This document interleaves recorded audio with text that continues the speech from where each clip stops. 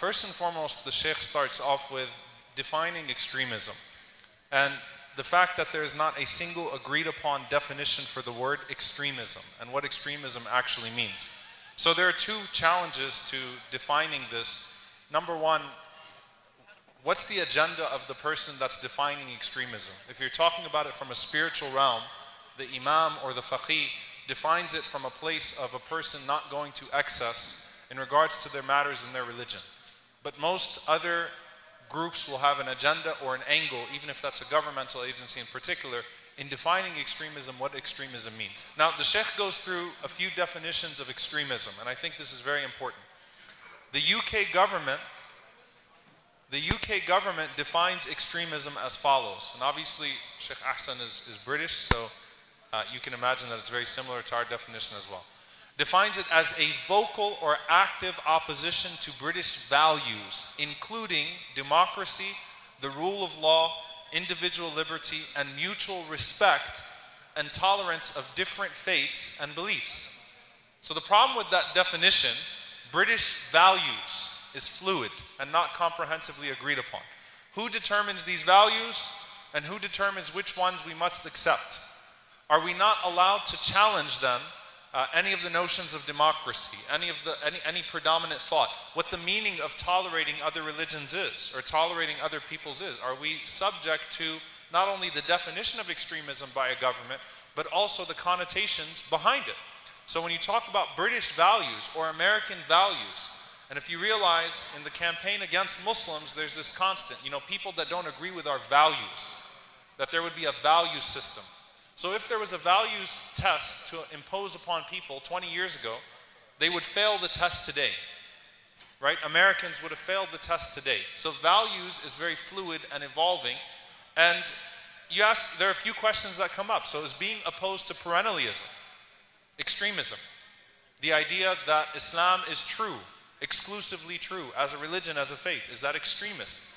Is being opposed to gay marriage extremism? Okay? So are conservative Christians extremists? And the core issue here, and this is something that I hope you all can memorize to a point that you are able to answer with this when you're questioned about this, conflating conservative with radical is a major problem that we have here. You cannot conflate conservative with radical. You need to stress this over and over again. Radicalism is not the same as conservatism. Some of the experts, for example, on the current discussion, the debates on the Muslim Brotherhood, said that the Muslim Brotherhood is what you call Muslims you don't like. All right, that's what it is in our current policy. So we have to challenge the definition here, because the definition in and of itself is incoherent and deserves a tafsir. It's all about the tafsir. It's one of the shubuhat of government policy, right? There is so much language that is behind that language that can be changed and understood as time goes on. The second definition Sheikh Ahsan mentions is a process involving an individual or a group whereby they are indoctrinated to a set of beliefs that supports acts of terrorism that can be manifested in one's behavior and attitudes. The emphasis here is the set of beliefs that may eventually be manifested. The set of beliefs that may eventually manifest themselves in some act of terrorism. In this definition, extremism is inherently linked to violence, which is also problematic, by the way, because there is non-violent extremism too. But in this definition, the beliefs that could eventually lead to terrorism or some set of violence. And this tells us an important difference between people that are aspirational and people that are operational. People that actually want to commit acts of violence and actually are capable of going down that path, and people that just blow a lot of hot air and hot steam and that don't actually ever intend to do any harm. And that is something to be studied, because the vast majority of extremist beliefs fall under aspirational and not operational. The third definition is that it is the ideological or behavioral move to the right or to the extreme right or to the extreme left. I'm going to repeat that. The ideological and behavioral move to the extreme right or to the extreme left. The emphasis here, which is very important, is that behavioral usually precedes ideological, if not always. Behavioral usually precedes ideological. Hence the amount of prison radicalization, for example. People who are in prison might be more prone, right, to a more violent interpretation or to a more extreme interpretation of something.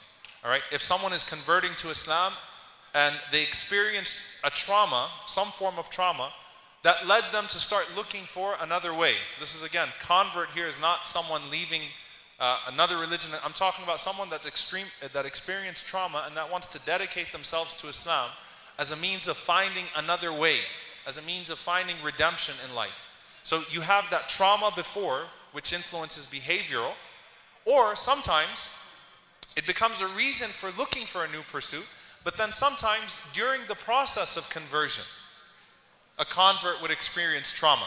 Why? Because the Muslim community takes advantage of them, or they feel like they were taken advantage of. So you have a person that's converting to Islam that could be changing in their ideology because of a behavioral trauma, or something that traumatized them, that induced a behavioral change. Okay? You could have someone converting to Islam, and in the process of converting, they're taken advantage of. And you could have someone that's converting to Islam and could be prone to that trauma after conversion. Why? Because you're likely to lose family and friends and your social circle, and to have to completely redefine yourself. So you have a completely new setting, and the behavioral almost always precedes ideological. Okay, this is on a personal level, and particularly when we're talking about someone who's coming new into the religion of Islam, it can be a problem. The fourth definition, Sheikh Salah Asawy defines in his work on religious extremism. We're trying to find the quote in Arabic, but Sheikh Ahsan used it in English, that extremism is going to excess, so in acts of worship, ibadat, or conflicting with the opinions of others in issues of ijtihad. So excess, E-X-C-E-S-S. Or conflicting with the opinions of others in issues of ijtihad. So absolutism in your opinion, okay? Or exceeding the shari'i boundaries in dealing with the opponents. Three things that Dr. Salah Hafidhullah mentioned. One, going to excess in acts of worship. Al-ghulu fil ibadat, exceeding in ibadat. Going to extremes in that. Number two, absolutism in your opinion, not being able to properly differ with other people. Number three, exceeding the shari'i bounds in how you deal with your opponents. If you notice in this definition, the first part of the definition is ideological, all right? The second part is behavioral, but still it deals more with the behavioral, because those prone to extreme behaviors can easily be taken advantage of by extreme ideologies. If your character is programmed, you're someone who's prone to extreme behavior, then you can easily be taken advantage of by extreme ideologies. Now, converting to Islam is another, and I'm using the word extreme here, not in the negative sense. It is a necessary extreme shift of life, right? It's complete, especially when someone accepts Islam and they accept everything that comes with it. There isn't much gradualism in the process for some people. It is a necessary extreme shift, not in the definition of extremism that's negative, but it induces a necessary instability. There is an instability. The Sahaba of the Prophet ﷺ faced vulnerability and instability when they accepted Islam. It induces a necessary instability. That instability and vulnerability, if it is not properly managed, it will be usurped, or it could be usurped by an extreme ideology that would take advantage of that person's vulnerabilities and capitalize on that. That's with anyone making a major shift, even if it's a positive shift in their lives. However, and just from the hadith of the Prophet ﷺ, in contrasting behavioral and ideological, سددوا وقاربوا واغدوا وروحوا وشيء من الدلجة والقصد القصد تبلغوا. The Prophet ﷺ mentions, behavior. Prophet ﷺ is referring first to behavior. Okay, سددوا وقاربوا refers to your behavior. Waghdu wa ruhu, al-ghadwa wa rawha, how you practice, is referring to the ideological. So even in the hadith of the Prophet ﷺ, we have evidence for this type of definition, which is extremely important.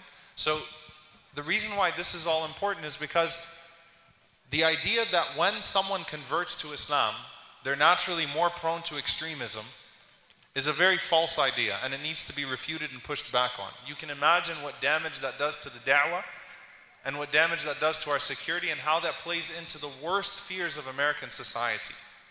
Okay? That my son became Muslim, I think my son is eventually going to blow something up. Right? That type of connection is then made like, oh my God, how do we mitigate this? So let's be very clear here. The association of extremism with ideology without the extreme behavior and the circumstances that could induce such behavior is a false connection in the first place. It's a scapegoat, it's an excuse. However, we do acknowledge as Muslims that after those circumstances are met, and with that instability, and with that extreme behavioral change, and with extreme vulnerability, at that point, a Khariji type ideology can really take advantage of a person and can lead a person down a very dark and negative path. The difference between what we're arguing here and what someone else might be arguing, putting a necessary link between Islam and extremism, is that we're not saying that Islam has a connection to extremism. We're saying that people who have either extreme behavioral shifts or extreme circumstances are prone to extreme ideology.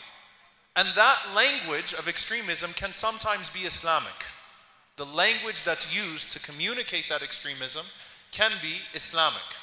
And I hope if I need to clarify that further, inshallah ta'ala, I will.